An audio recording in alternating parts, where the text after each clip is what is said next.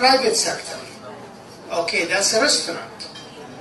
Then how is your accreditation going to look like? What kind of certification you're going to give this girl?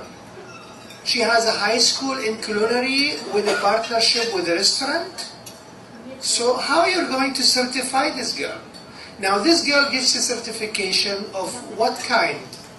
Goes to continue her education in a culinary school in Switzerland. How they're going to accept her? What kind of diploma she has? I'm sure you're giving all these deep thoughts, but you have to be really clear. Someone just asked about clarity. You have to be very clear. Now, down the road, me, myself, I'm looking at this way. That's how I see higher education. Education is year K to 12. 12th year, I get a certificate, a diploma. This should be internationally accepted, recognized. That means if I want to go to a university at the end of the world, they look at my grades, not look at my certificate and say, what is this? We cannot accept you. This is confusing. We don't know what you studied. No, they look at your grades. Otherwise, you and a girl from Zimbabwe, a girl from Lesotho, a girl from Saudi Arabia, you are the same. The certificate's the same. The only thing we look at the grades. So you may not be accepted because you have low grades. That's always my concern. So I am sure you're in a huge debate. You're very concerned about the well-being of the Filipinos and Filipinas. Please consider that they are going to be citizens of the world. They want to go to study anywhere they want. Don't make their diploma an obstacle for their continuing their higher education. That's my concern.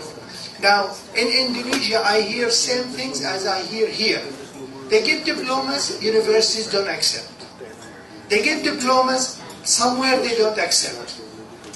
Of course, I know these things because I also, sometimes I offer advice to international staffs like myself everywhere who have kids. I tell them, please don't get confused with commercialized high school diplomas because we happen to be not in our countries. So we are floating everywhere. We have kids, we want to put them into schools, and then we pick up schools, French school, British school, American school, and these schools, they have commercialized high school diplomas.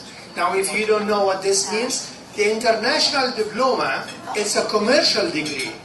It's not a national degree. And it looks good, but actually kids that go into this track, they might be tracked into or within the international diploma, where one track of it called certificate, people don't know it unless they are in the problem, then they go to university and they say, oh, this is not a complete high school diploma. And the international diploma, you know, the IB, everybody talks about it.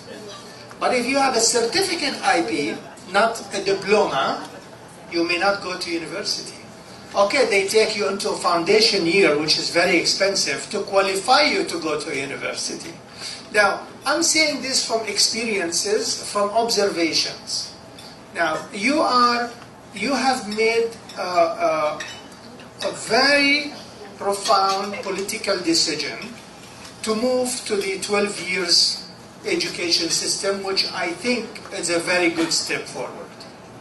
So this is your opportunity now to first, mostly, maybe if I'm wrong, it's okay, I would be happy, maybe to correct the course, because you've been on a course that was problematic, that was not putting your kids at equal footage with other kids around the world, even around this region. So this is an opportunity for you to correct the course. Now, this is an opportunity for you also to make sure that you're providing the quality education that would make your graduates, high school graduates, regardless of what, by the way, whether you call it tech voc or whatever it is, make them equal to other students graduating from other school systems in the region or somewhere else. That's it. And always look at what universities look for in high school graduates. If you don't match this, you're not doing them any good. You're doing something for what you think is good for the domestic economy and for sending Filipinos and Filipinas to work abroad in menial work. Menial work doesn't get you good money. Okay? Okay, there are countries that they send labor to work somewhere else, like in the Middle East. But they send them qualified manpower.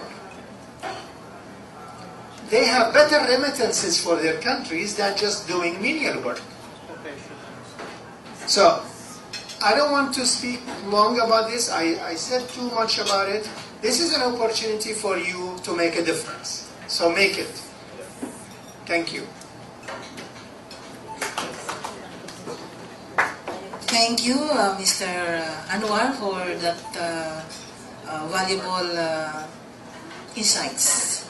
Actually, this transition process that you are going through now is addressing all your concerns.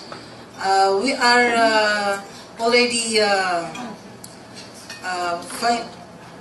enhancing all our subject areas, including our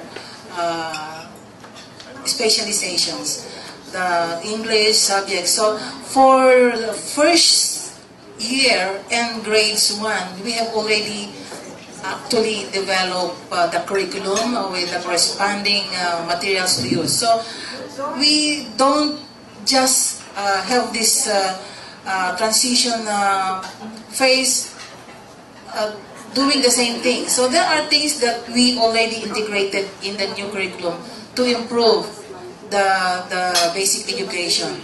In terms of the mobility of our workers or our students if they want to study somewhere else, well, Tesda is here. I think she'll explain the national qualification framework, where there is already this convergence from the basic to TESDA and higher education. So she'll explain very carefully to all of us the framework.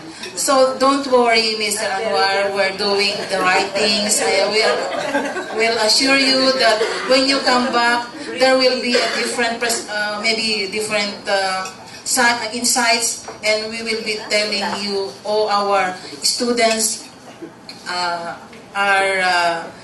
doing already the same things that other students from other countries are also doing. So there is already the mobility not only of workers but also the students if they want to go to other places to study. So I'm very confident that with these efforts done not only by the ED but also with the help of TESDA and the CHED and other stakeholders, we'll be able to have an educational system that is not only responsive to our own local needs but also international as well. So maraming salamat sa inyong lahat.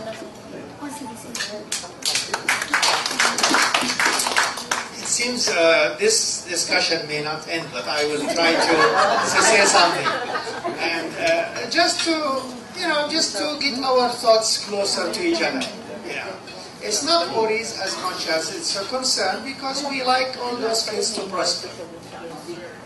We like kids everywhere to have opportunities that they can have a better life, different access to wealth, different access to social life, different access to economic well-being. This is the whole concern why I try to make things look maybe different. Now, one thing I just remember now, because when kids go to universities, and they apply for admission,